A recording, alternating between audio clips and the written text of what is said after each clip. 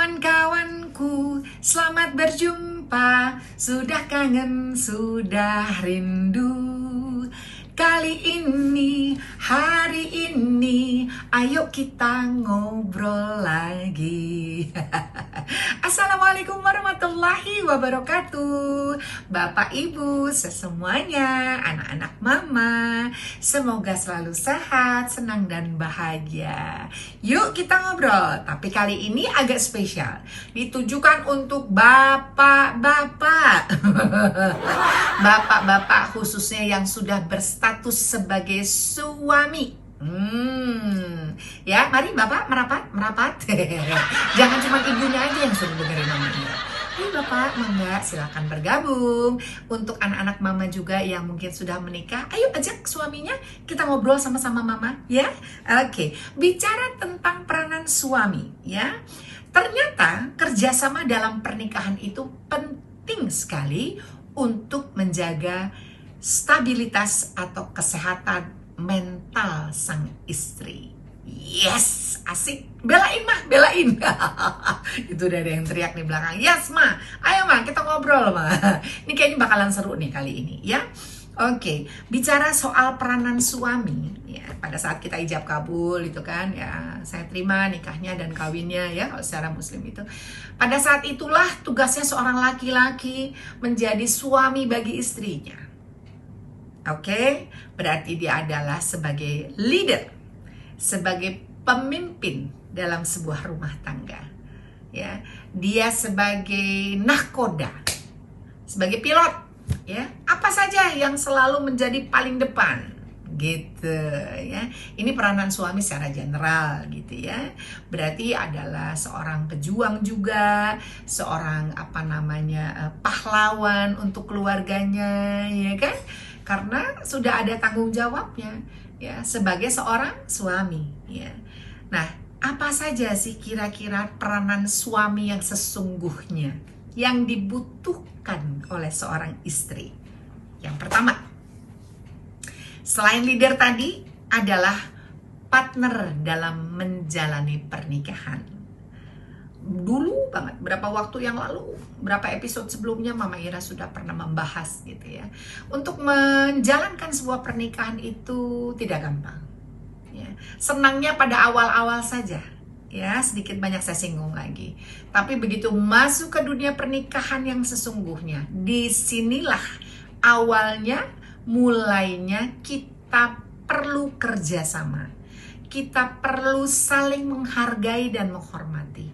Kita perlu saling membuka hati untuk sama-sama dikoreksi, evaluasi.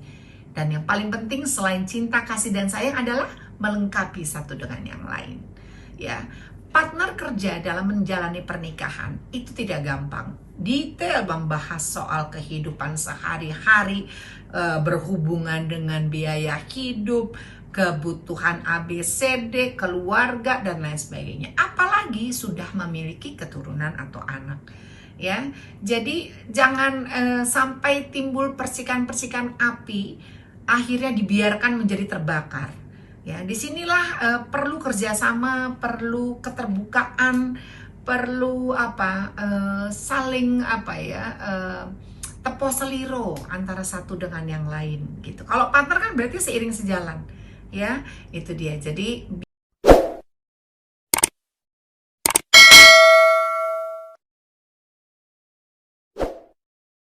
disinilah tugasnya bapak terutama ya, memberikan masukan kepada anak-anaknya soal pendidikan ya, ditopang oleh ibunya, ya diarahkan gitu. Bukan memaksa tapi mengarahkan. Nanti biar anaknya yang memilih. Dia senangnya di mana, pengen sekolah apa gitu ya.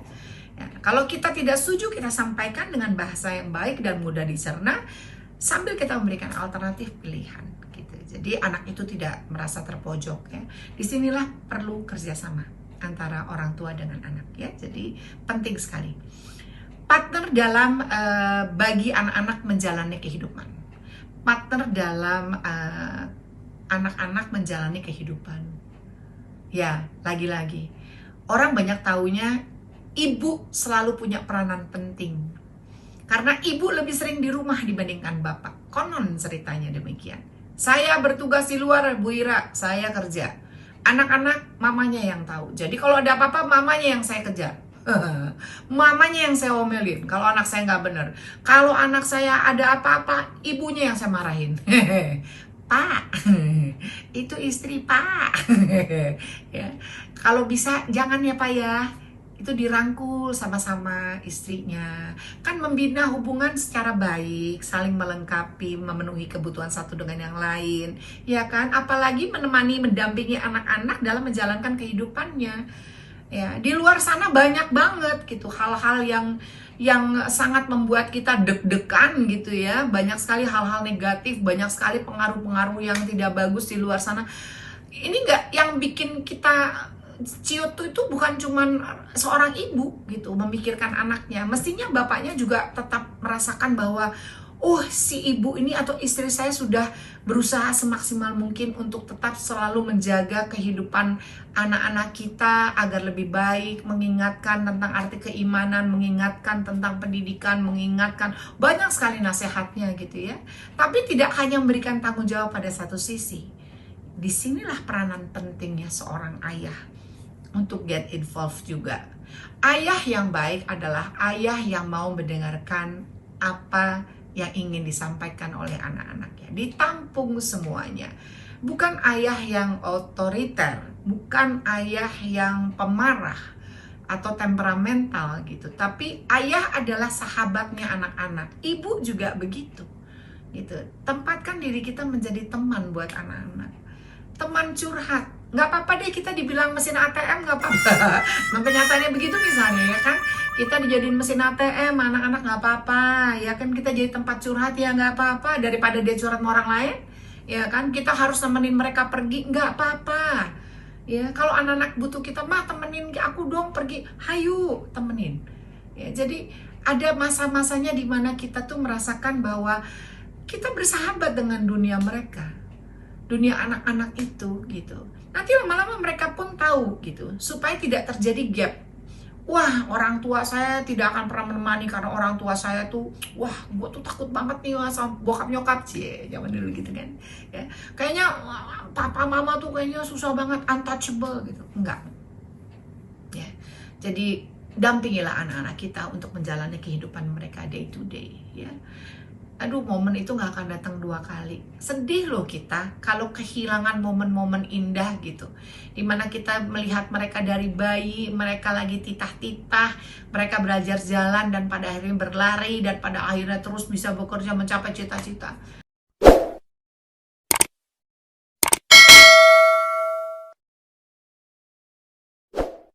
Dan pada akhirnya terus bisa bekerja mencapai cita-cita. Ya, time flies, waktu sangat-sangat cepat sekali, dan kita nggak akan pernah bisa mengulang momen-momen indah itu. Jadi manfaatkanlah waktu-waktu bersama keluarga dengan baik ya, bapak-bapak terutama. Ya, ini tidak kalah penting poin berikutnya.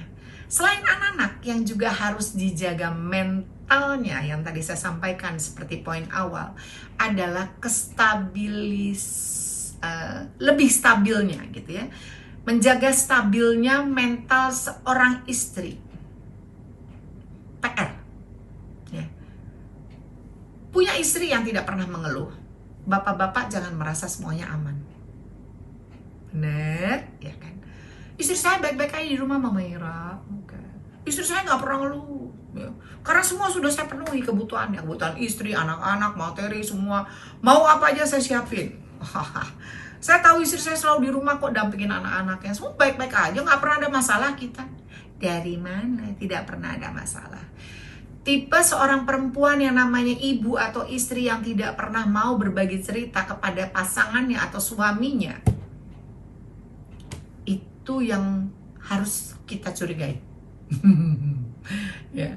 Yang lebih bahaya seperti itu, mendingan dia ngomel-ngomel Pak, mendingan dia bercerita, mendingan dia ngoceh, daripada dia diem terus dia menahan emosi, dia cemas, dia takut, dia khawatir, dia depresi. Itu yang kita lebih khawatir lah, yang lebih parah lagi ya.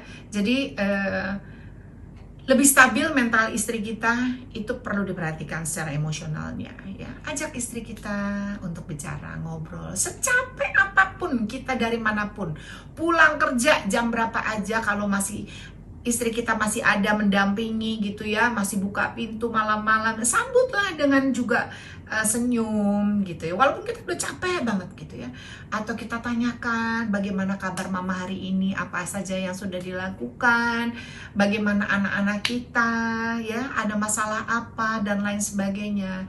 Ya, bahasa-bahasa yang sederhana tapi membuat istri itu merasa ada, membuat istri itu merasa lebih apa ya, ini loh aku gitu, aku nih partnermu loh gitu.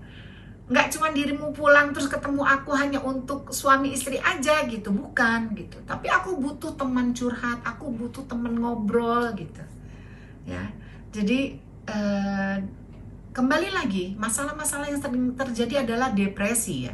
Seorang perempuan, ibu misalnya, yang sudah capek mengurusi rumah tangga, anaknya, keluarganya, fisik dan lain sebagainya, makan nggak teratur, tidur kurang, ya kan, apapun dibela untuk rumah dan anak-anaknya, bahkan suaminya, tapi tidak pernah mendapatkan feedback yang bagus dari suaminya, ya, bahkan sedikit aja pujian ya. Istri ya kadang-kadang perlu loh Pak dipuji ya, nggak usah berlebihan, jangan dimanjakan juga dengan materi, enggak, tapi dengan pujian sedikit aja.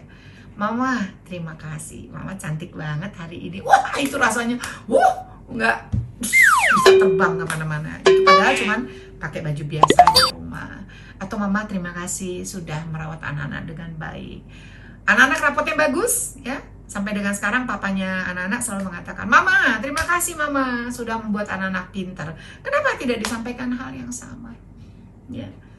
Ya, senyuman, sentuhan, ya kan, usapan rambut. Aduh, itu sih juara banget deh. Oke, yuk, mari kita benahi yang belum pada tempatnya untuk bicara, ngobrol. Secapek apapun kita dari manapun, pulang kerja jam berapa aja, kalau masih istri kita masih ada mendampingi gitu ya, masih buka pintu malam-malam, sambutlah dengan juga senyum gitu ya, walaupun kita udah capek banget gitu ya. Atau kita tanyakan bagaimana kabar mama hari ini, apa saja yang sudah dilakukan, bagaimana anak-anak kita ya, ada masalah apa dan lain sebagainya. Ya, bahasa-bahasa yang sederhana tapi membuat istri itu merasa ada, membuat istri itu merasa lebih apa ya, ini loh aku gitu, aku nih partnermu loh gitu. Nggak cuma dirimu pulang terus ketemu aku hanya untuk suami istri aja gitu, bukan gitu. Tapi aku butuh teman curhat, aku butuh teman ngobrol gitu ya. Jadi kembali lagi, masalah-masalah yang sering terjadi adalah depresi ya.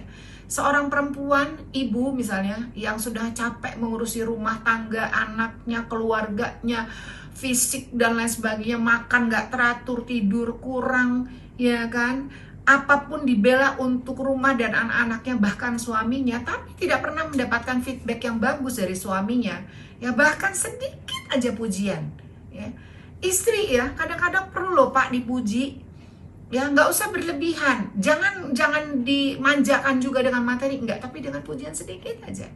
Mama, terima kasih, Mama cantik banget hari ini. Wah, itu rasanya, nggak bisa terbang kemana-mana gitu, padahal cuman pakai baju biasa di rumah. Atau Mama, terima kasih sudah merawat anak-anak dengan baik. Anak-anak rapotnya bagus ya. Sampai dengan sekarang papanya anak-anak selalu mengatakan, Mama, terima kasih Mama sudah membuat anak-anak pintar. Kenapa tidak disampaikan hal yang sama? Ya, ya, senyuman, sentuhan, ya kan, usapan rambut. Aduh, itu sih juara banget deh. Oke, yuk, mari kita benahi yang belum pada tempatnya. Kalau masih ada kurang, kita komplitin ya, biar semuanya bisa seiring sejalan. Jadi Bapak Ibu sesemuanya, anak-anak Mama, ambil manfaatnya dari obrolan Mama kali ini. Tidak bermaksud untuk mendiskreditkan siapapun juga, tapi selalu mengajak segala sesuatunya menjadi lebih baik dan positif. Terima kasih, sampai ketemu besok. Jangan lupa subscribe, like, comment, and share. Ira Mesofarel, because this is real. Wassalamualaikum warahmatullahi wabarakatuh.